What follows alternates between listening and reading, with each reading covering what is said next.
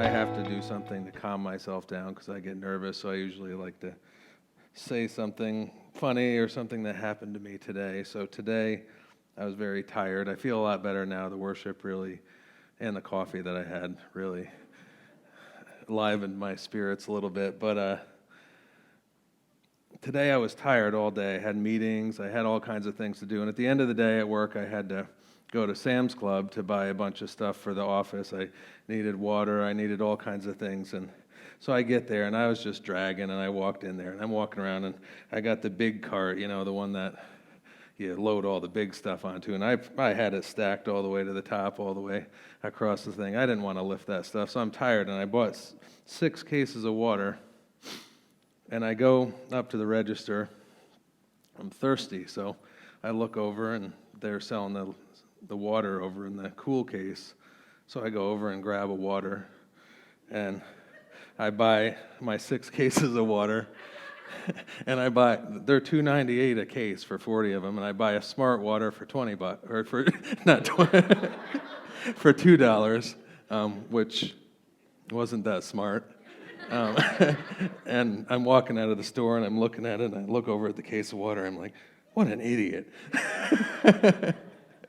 So that was my funny story for today, but I'm feeling a lot better now, and I feel like it's really hard to follow up a worship set like that, and I'm glad that Cody came up and spoke after the worship, because he does such a good job with that, and I know I'm not there yet, but I appreciate everybody and what they do. So lately I've been thinking a lot about my life and where God has brought me from and where He's leading me. There's been a lot of things that have gone on in our lives in the last year or so, even really in the last 8 years, but different things that have happened, things that God has been bringing us through, and they all seem to come to a point of completion all at the same time. I don't know if anybody's ever had that happen, like you're going through all kinds of struggles and you're going through all kinds of things, and it seems like your kids are driving you crazy over here, and you got financial problems over here, and there's all kinds of things, and then God all of a sudden, it was literally close to one day that God just said, okay, we're done with this part, and there was peace and there was rest. So it just got me to thinking more about my life, and I started to think about my life in segments. Like I started to look at certain parts of my journey, whether it be my education, what I'm doing in my career, finances, things like that, and I started breaking it up into segments and looking at how God where I started in that part of my journey, in that part of that journey, and the things that happened throughout, the things that made me triumph and the things that made me want to quit, and then the ending point.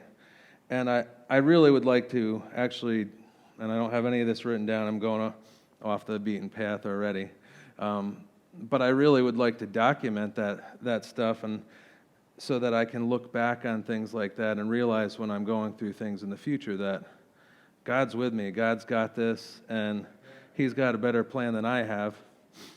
So right now I'm in a pretty good spot. I feel like a better spot than I've been and my family's been in quite some time. And it's the end of some things that we've been journeying through and battling through, and it's the beginning of new things now, because until we are taken home to be with the Lord, things don't just end. Once one thing ends, another thing begins, or that's the way it should be. We should be looking to see what God can do next and where God's bringing us next. Don't get me wrong, it's great to take a little bit of rest, and I've been doing that. We went on a cruise, we went on a vacation, because that's how I rest. I can't, if I'm at home, if I'm anywhere near my job, I don't get rest.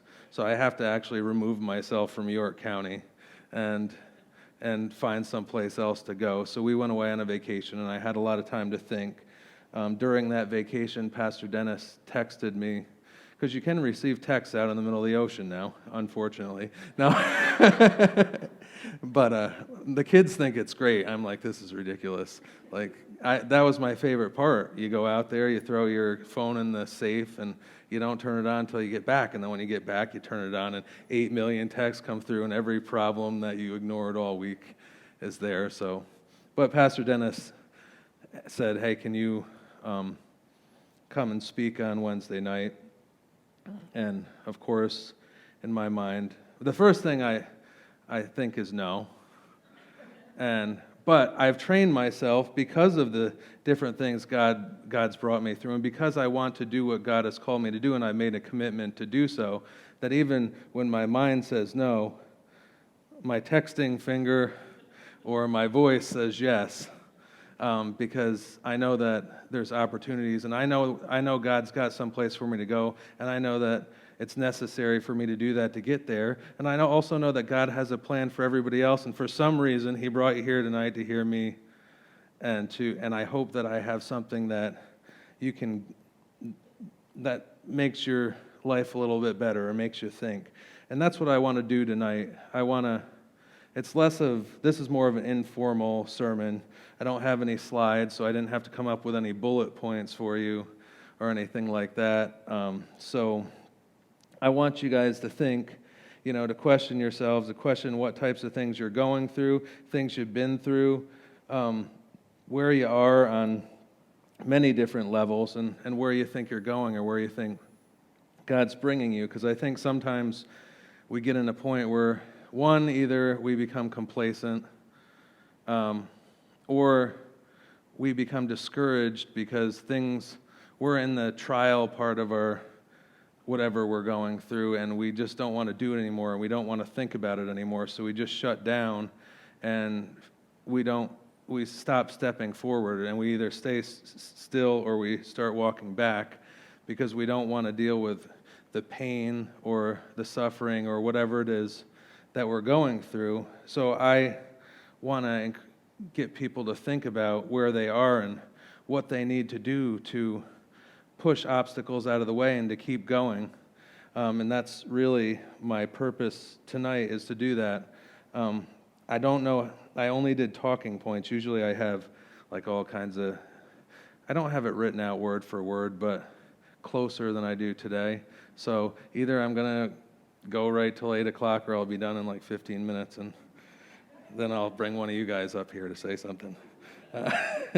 So as I've been thinking about my life and thinking about where we are as a family and where we are as a church, and I believe, as a church, I believe we're in a really great spot. I mean, Cody was talking about it on Sunday. It's time for the new, like I said, when you get to a point where some things come to completion, it's time to start a new journey and time to start some new things and move forward.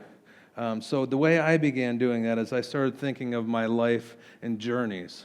Not just the journey of life, the whole journey, but in all the little things that go on in my life. It's basically just a categorization of my life. You can think of it in different ways. At first I was thinking of it in chapters, but then chapters don't all go on at the same time. Some chapters close, but it's more like in the Bible. There's books of the Bible that were written throughout a space of time, and there's chapters in that book. Maybe we have journeys that are going on through our lives, like life being the long journey. Childhood is a journey.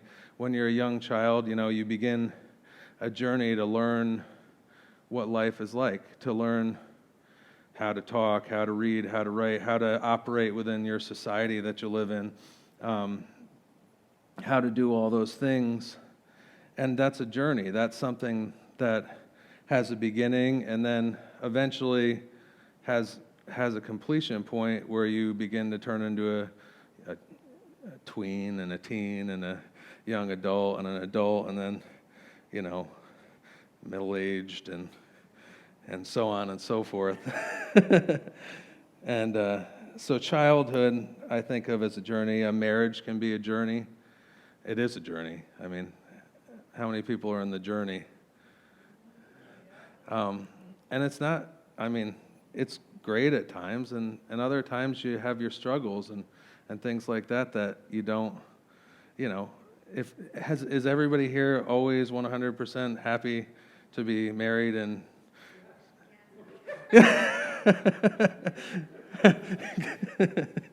it's all right to be honest.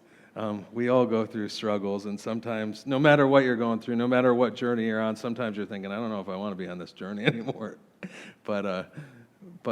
But you make it through it, and you begin to grow, and you get through the trials, and you go on to the victories, and you go on to growing and getting to know each other, and just learning more and more about each other and yourselves.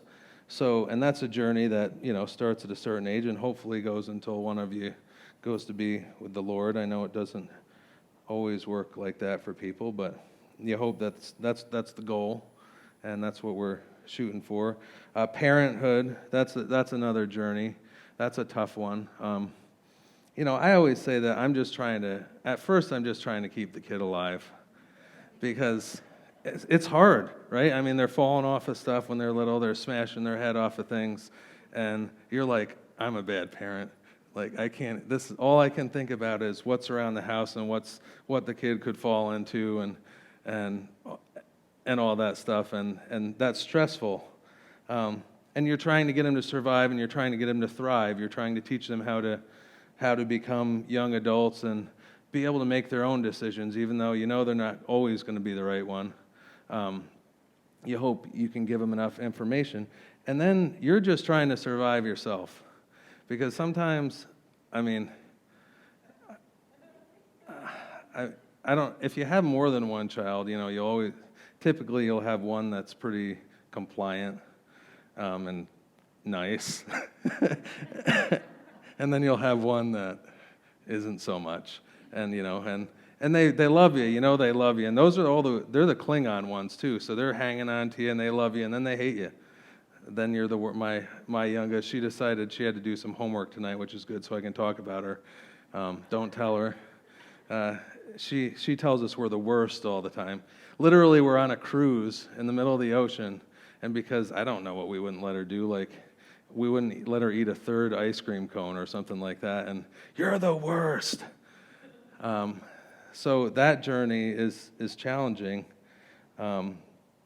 College, or education, that's a journey. That's part of the thing that I've gone through in the last 10 years to achieve a bachelor's degree and hope that I could actually work within what I was going to school for, because that doesn't always work out. But so college and career, sickness can sometimes be a journey. Sometimes people go through a sickness, and sometimes the sickness is the end of their journey, and sometimes it's just a part of it. But I know people have gone through all kinds of things and come out of it, and that's something too. And even though it's not necessarily a positive thing that they're going through, when you come out of it, I believe there are things that you have gained that people that haven't gone through it won't be able to ever have. And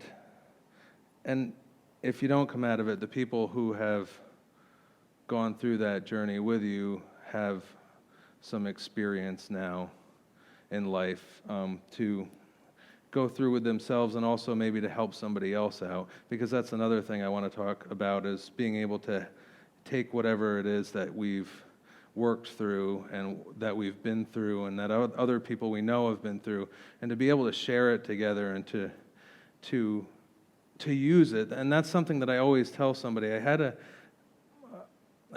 last week a guy that I went to school with. I haven't talked to him in 20 years, but I'm friends with him on Facebook. I haven't really ever talked to him on Facebook even, but I happened to see that he was struggling with some things, and he wasn't. I could tell he wasn't, from what he said, he wasn't forgiving other people, and he wasn't forgiving himself. So I don't really respond on Facebook that much, but I wrote him a private message and gave him a word of encouragement. But I ended it with, when you get through all this, when you forgive yourself and when you forgive other people, and when you ask for forgiveness for things you've done, when you get through all that and you get on the other side, pay it forward and tell somebody else about it and use it, because that's why you're going through it. Otherwise, there's no point to the whole thing if you're not going to use it for good. So for whatever reason, he responded to me, and that had reached him. And I was glad it did, because sometimes I say things and I'm like, I don't know if this is going to hit the mark or not, but I just feel like I'm supposed to say something. So sickness, trials, they're a journey. They're something, and they're part of journeys, and sometimes they're the journey itself. Some trials are very long, and now that I've been thinking about this since I was on the cruise, I literally started writing it down, and now I'm thinking of all this good stuff I've been looking at this for like 2 weeks, the stuff that I wrote down, but I was just thinking about people that go through trials. I don't know why it came to my head, but and maybe there's somebody here, maybe that has a child that doesn't believe in God or doesn't have faith, to just keep praying about it, and just keep praying for, or maybe it's a relative or something like that you really just have on your heart, that you want to come to know the Lord, but your attempts haven't been well received, that to just keep at it and keep praying that God reach that person, and keep praying that if you can't reach that person, that God sends somebody else that can. I don't know if that means anything to anybody, but that's something that just came into my head just now, so I had to share it. Business can be a journey. Anybody have a business here? That's tough sometimes, right? I was over at Lowe's the other day getting something, and I saw that Crunch Fitness. Well, I've been seeing it for the last month or two that they had purchased. I could tell that they purchased the building, because the first thing they paint their colors on the front of it, and I looked inside and I could see there was nothing in there. At first, there was still stuff from Office Max, like shelving, and then you could see there was nothing, and then you could see flooring and shelving start to go in, and soon it's going to open if it hasn't already. But that's a journey. That's something that somebody saw a vision of, or had a vision of, and then began and decided that they were going to heed that calling, that they had to do that, and then progress through the steps to make that happen. I'm sure it wasn't all easy, and I'm sure it's still not easy, but that's something that they went through. I went through the same thing myself a couple years ago, and I may talk about this. I don't have a lot of time, so see, I guess I had plenty to say. I went through this where I've always worked on the side for myself, doing construction and things like that, but I felt I needed to help my sister's husband out, so I decided to really pick up the volume of work that we were doing so that I could get him work and things like that. And for the first year, it went really well. And I thought, oh man, this is going to be it. This is going to be what I'm doing. And God had a different plan. We had a couple things jobs where things went wrong, or they went too long and we lost money. And I could have taken that as a bad thing, that, God isn't blessing this. Well, to a degree that was true, because he didn't want me to do it. So that came to an end, and I wasn't successful in that, but it still was a part of my life journey, and a smaller journey that I had myself that I appreciate now, because now I don't ever have to question whether I want to do that again. Because I always had the question, maybe I should run my own business, and this is what I should do, and I should make all this money and all that stuff. Well, it doesn't always work out that way. And it didn't work out that way, and I don't think about that anymore, because God brought me through a 2-year period of time that made me think this is not for me. So don't always discount failures as failures. They're just God, either teaching teaching you something, or they're just part of it. I mean, we have to go through that stuff, otherwise we don't grow. So, and there's different lengths to the journeys in your life. Some lengths are unknown. Many can be happening simultaneously. In our story, where we came to now, and Lauren is my wife, and we, I don't even know where to start. I mean, I'll start back in 2012. I had left this church in 2011 for a while, and in 2012, I was working on a job and on a house, and the owner really liked me. I had worked on his other house before, and he was selling this house. At the same time, Lauren's brother was going through a pretty bad time. He was getting a divorce, and he didn't have the money to buy a house that he could have all of his kids in the same school district. And this house that I was working in happened to be in the same school district. But in my head, I'm like, yeah, well, that's not going to work. I mean, the house was worth a lot more than I could afford to buy it for. And so, but one day the guys over at the house, I said, well, what are you selling this for? And he was just trying to get rid of it. His mother-in-law had lived there, and she had passed away. And he gave me a price that was $50,000 lower than the house was worth. And I thought, I still didn't think I was going to be able to get the loan on it or anything like that. I wasn't in the spot to do it. There was no way in my mind this was going to work. But I thought, all right, God, I said, if you want me to do this, I will buy this place and I will rent it to him for very low so that he can afford to live in it with his kids. And I'm going to try this. So I went through the whole process, and lo and behold, they gave me the house. When we were in the closing for the house, the agency that was dealing with the closing kept saying, are you guys sure you want to sell this house for this price? Because they had the assessment done, and the assessment was $50,000 more than they were selling it to me for. They're like, yeah, Jamie's a good guy. We just want to get out of this, and we're going to bless him with this, and we're going to bless his brother-in-law, and we're going to do all this, because I had told them what I was going to do. So I bought the house, and they moved in. Homeowners, having one house is enough. Having two houses, and you're not really making any money on it, and you still have to keep it up and everything, is another thing. But I had made a commitment to God that I was going to follow through with this. I'm in it. I made the commitment. Now I'm going to follow through. So several years went. Lauren's brother lived there.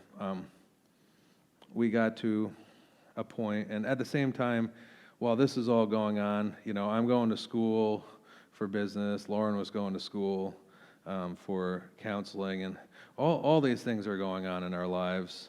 And we were struggling because we had left this church, but we knew we weren't in the right place. So during this time when he was living there, we decided that we felt God calling us, you need to go back to Connection, and we did so, and that was all happening. Then we get to a point where Lauren's brother is moving out, and I'm going to sell the house. Now the house is still worth about $50,000 more than I paid for it, and I probably paid $5,000 or $6,000 off of the principal. So I was going to make out well, and I had a bunch of debt that I had accumulated through schooling, through all kinds of things, and the debt's starting to stress me out. So I'm painting the house. I'm about to get it ready to sell. My sister calls, and her husband and her are having a rough time. And they had only been married a year, but they still lived with my mom. And I felt like God told me, you need to ask them if they want to come down here and live in the house, even though you just got it ready to sell. Really, you just got it ready for them to live in. And you're going to increase your business so that he can work and have a job and support his family and everything. So I'm like, all right. So I call him up, I said, I think you guys haven't even lived alone together. I think you need to move out of Mom's house and come down here, and I'm going to help you out, and we're going to figure this thing out. So they moved down here. We go through all that. I picked up a couple very large jobs, and and we worked, and the first year was really good. And the second year it started to go downhill, and I still had all this mountain of debt. And now the mountain of debt is getting higher because now we're getting to a point where the jobs aren't going well, and now I'm having to use debt to help them stay afloat as well as keep myself afloat. And we're going through all of this, and I'm like, I don't know what I can do. I mean, I had good credit, but I was getting to where, when you have literally, I shouldn't share this, but like $60,000 worth of credit card debt, and I was getting to the point where I'm paying thousands of dollars a month just for credit card debt, and it was killing me. Well, God had a plan though, and they decided she ended up getting pregnant, and they decided we're going to move back home. We think we're, marriage-wise they're okay, and they're still together. They're still good, and they moved back to my mom's, and now I can sell the house. And I'm wondering all the time, am I going to get this house ready, and then you're going to send somebody else to me? Well, as you know, the housing market's really good now, and when I got the house ready and sold it, when they had come, it was worth about $50,000 more than I had paid for it. When I sold it, it was worth $85,000 more than I had paid for the house, which is probably about it's a little bit more than the extra debt that I had accumulated while they were here. So God not only paid me back, but He did far above and beyond, and we were able to, in one day I'm paying this much in credit card debt. The next day I went and wiped it all out, one day. And I just, during the song, All Hail King Jesus, the King of Life is on the move. And that's sometimes worship messes you up because I wasn't thinking that, but I just kept thinking that after they said that God is on the move. He's on the move in all of our lives. He's got something going on for everybody, and we're all going through things. And I don't know where everybody here is in different partitions or journeys that are going on in their life, but God has got a plan, and God's got something good for you. You just got to trust Him.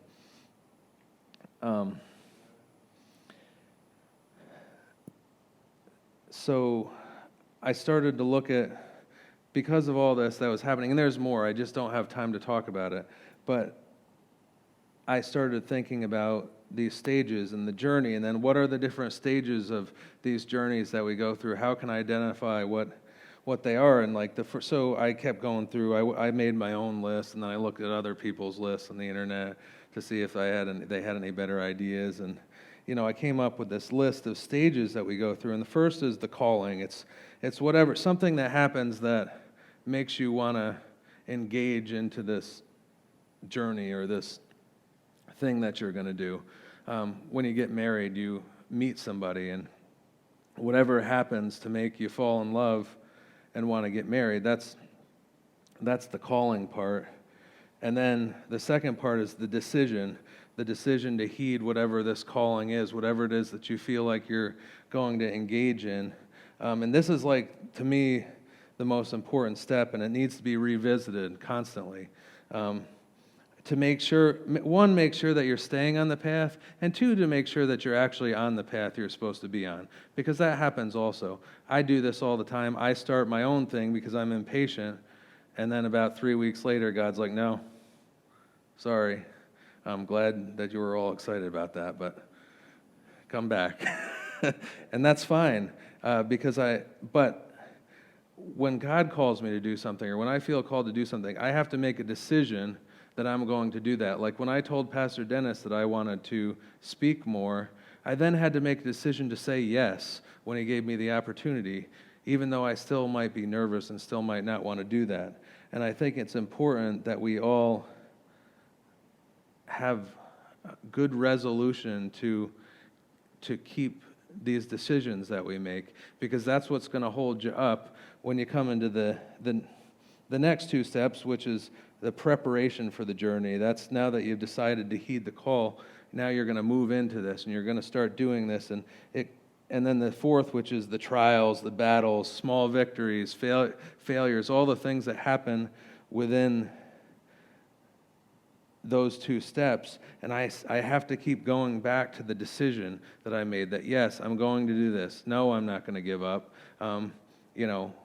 If you're married and you're going through a rocky time, no, I'm not going to give up. I made the decision. This is what we're doing, and I'm going to keep taking these steps to make it better and to try to make things work out. If you're going to college or going to school, that I've paid this tuition, and I'm not going to accept a F. I'm going to study and do everything that I can to pass through these courses and make this happen because I believe this is what I'm supposed to be doing. You have to keep revisiting that and again, it's the part of the renewing of your mind and the renewing of the journey or the renewing of the decision that you made to remember why you're doing it in the first place. Because sometimes we forget.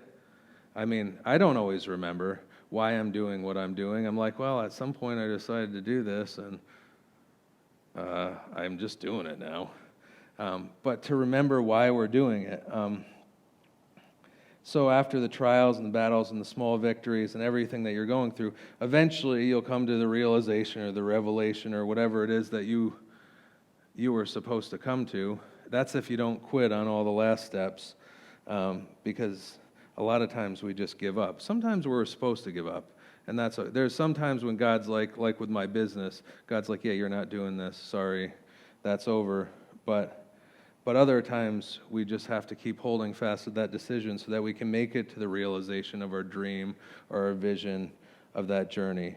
And then there's the ending and the closing of that journey, or the closing of that chapter and the beginning of the next. Because it's time, because I always want to start another one. I want to rest for a little while, and then I want to begin to formulate what the next plan is. And I want God to help me do it. I'm trying to pray to God, and we're working through it. This might take a long period of time. Like right now, I'm like, all right, I want to concentrate on fitness for one, because I've been so bogged down for a few years that I haven't been able to do that. So I bought $5,000 worth of Lauren's shaking her head of fitness equipment, because I felt like, one, I don't like going to the gym and working out in front of people. I don't like it. It makes me uncomfortable. Maybe if I was Mr. or Captain America, I'd feel like great about it, but that's just not me. So I felt like I needed to get some good equipment and things that I could use and my family could use, and we're looking at these 3 pieces of equipment. So that night, Lauren's like, well, which one did you get? I'm like, I got all of them. And she's like, you got all of them? I said, well, you wanted to work out together. What, are you going to stand there and watch me use the one piece of equipment? So we need 3 things so that we can all work out at the same time. So that's one of my things. Increasing my increasing in ministry and things I do at the church and connecting with other people. That's another thing that I want to do. And these are just things that I'm working through because I'm starting another journey. Because there's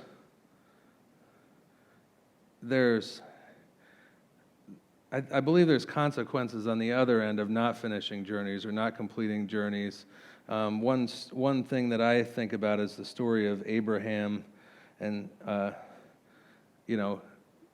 they were promised to have children, but it came to a point where they didn't believe they were going to have children, so because they were old, and it didn't seem like this was possible. So they decided together that he was going to go and sleep with the handmaiden, and they had another child, Ishmael, and because they didn't stay with the decision and with the calling and the promise that God had given them, they moved on and did their own thing, which a lot of us do when we become impatient.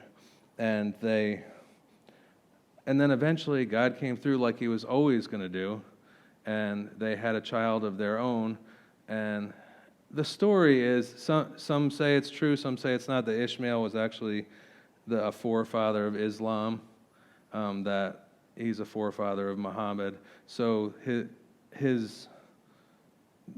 because of that, it's caused we have a lot of strife even to this day because of just simply not following a promise that God had given them and not being willing to wait it out.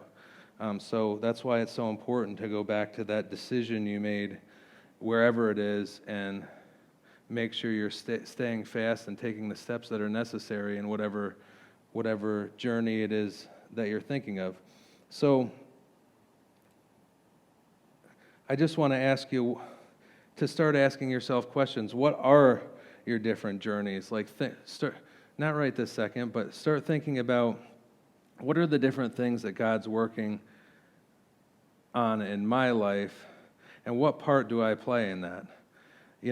And what am I not doing, or what's getting in my way of making that happen? Am I holding fast to the calling and the decision to heed that calling? Or have I let it fizzle out, or have I let Satan get in my way? Because that's the thing. Nobody likes to talk about Satan, and there were times in my life when I didn't really know if I believed in Satan per se, but after enough experience, I've seen him. And I've seen him operate in my own life, and I've seen him operate in other people's. So I know that he's real, but I know that God is stronger, and God has a better plan for me. So I want to make sure that I'm staying diligent and following what God's called me to. And I want to ask myself, and I want you to ask yourself, are these things God ordained? Are they something that you should be doing, or are they something that you should be halting? Are you getting sidetracked or caught up in obstacles that are taking you off the beaten path? Because obstacles aren't always bad. Sometimes there are things that seem really good that just distract you enough away from the real thing. And I've done plenty of that, getting distracted and, oh yeah, but I'm doing this. Yes, but it's not what God called you to do. God called somebody else to do that, but he didn't call you to do that. So you come back over here and do what God called you to do. That's happened in my life. Do you need help? Do you need accountability? Do you need guidance? Because I feel like we have a great church, and we have a great group of leaders, and we have a great group of individuals here that are willing to step up and help you if you were to just ask. If you were to just say, I'm struggling with this. This is where I am. This is where I believe God's taking me, but this is in my way, and I just need help getting around it. I just need help moving that out of the way. I think that there's people here that would be willing to do that, and I think that's some of what Connection Groups is about. And I'll have to tell you, I'm not in a Connection Group right now because I was. Oh, okay. So, because I was bogged down, and that's another goal also, is to just start getting more connected. But there's ways to get through this stuff if you're just, one, honest with yourself about what you're going through, and two, honest with somebody else so that they can actually help you. Because I know I'm not here to judge anybody, and nor should I be able to.